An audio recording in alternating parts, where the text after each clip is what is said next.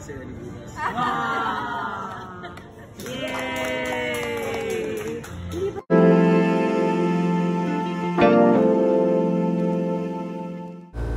Pabalik na ng US ang anak ni Nanay Jacqueline na si Gwen, kaya naman nagpa-dinner na itong si Jake Ejercito. Bago ang lahat, huwag niyong kalimutang mag-subscribe at pindutin ang notification bell para maging updated sa ating mga susunod na videos. Jake, happy birthday! Nagpakain na nga ng dinner kagabi itong si Jake Ejercito dahil babalik na ulit sa US ang kapatid ni Andy Eigenman na si Gwen Carimonca.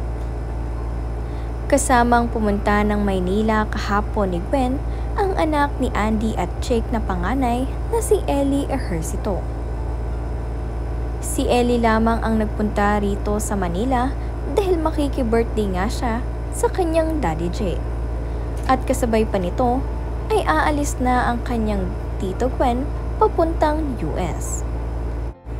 Sabi nga nitong si Abby Asistro sa kanyang post, "Goodbye and safe travels, Gwen and Chris." Happy birthday! Happy birthday to you! Wish. Sabi mo si Ellie bukas. Yay! Kinantahan na nga rin ng happy birthday itong si Jake Ejercito upang makasama nga niya sa huling gabi ang kapatid ni Andy na si Gwen.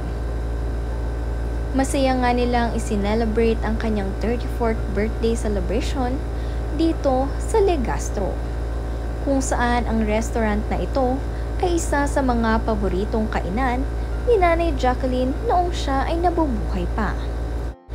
Tsak ay masaya na nga itong si Nanay Jacqueline dahil nakita niya itong sina Gwen at Andy na nakapag-banding dito sa Siargao.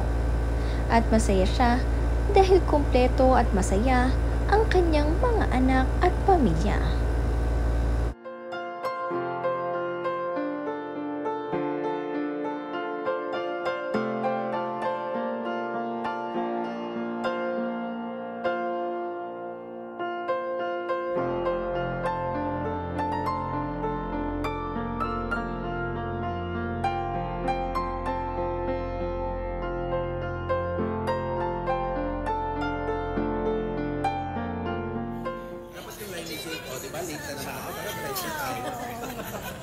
Ulit na naman.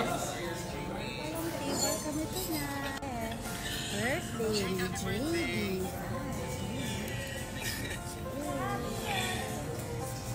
Ang birthday mo, sila lang din naman. How come one becomes so bounded by choices that somebody else made? Happy birthday, JB! Jake, happy birthday!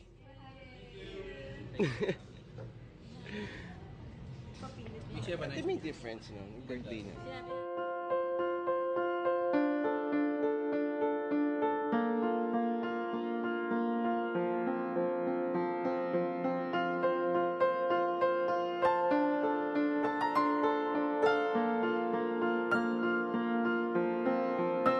Cheers!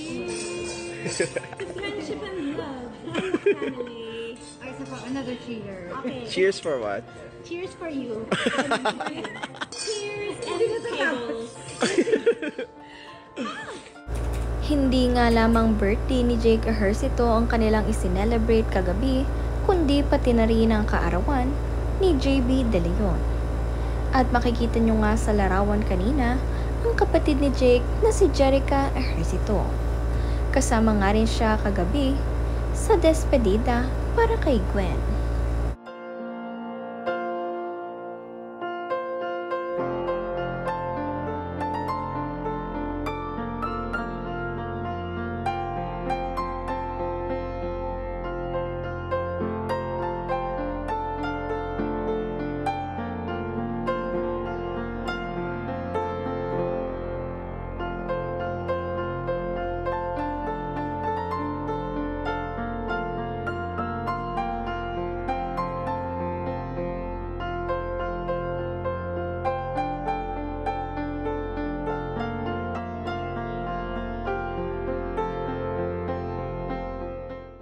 Marami din nga sa mga netizens ang natutuwa sa napakabuting kalooban nitong si Jake Ejercito noong pumanaw itong si Nanay Jacqueline. Dahil kitang-kita nga nila ang pagmamahal nito sa kanyang anak na si Ellie at pagmamahal nitong si Jake para kay Andy Eigenman. Sa unang araw pa lamang nga ng burol nitong si Nanay Jacqueline ay nandoon na itong si Jake upang alalayan ang kanyang mag-ina na sina Ellie at Andy.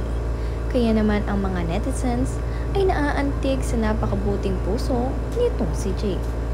At labis nga rin na naiyak ang mga ito nang magsalita na itong si Jake ng kanyang eulogy sa last day ng burol.